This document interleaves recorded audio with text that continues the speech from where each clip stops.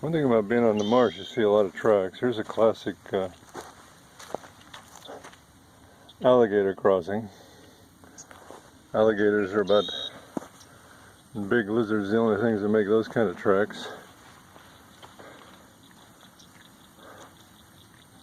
And you see an alligator crossing from one levee to another.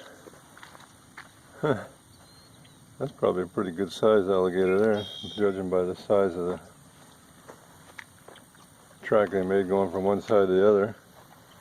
And of course you see human truck tracks, deer print. Those are pretty heavy deer prints, so bigger than adult deer probably. And of course the several deer pass by, and then of course the ever-present raccoon tracks. And if you look real close in there, you'll see some bobcat tracks, and some, see how light, there's some deer tracks that are real light.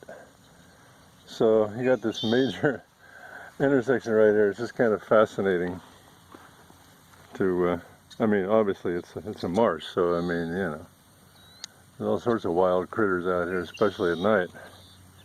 But every once in a while you run across one of these places, just to give you an idea how empty it is out here. Every once in a while you run across one of these major intersections here, where all sorts of animal trails converge.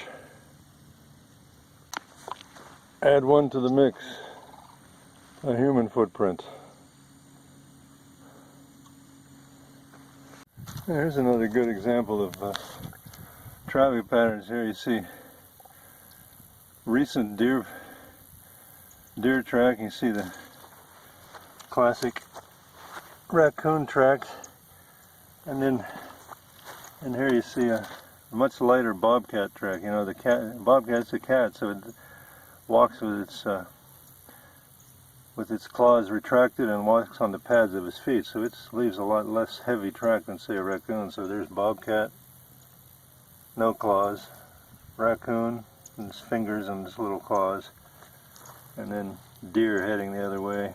I think the deer is the most recent.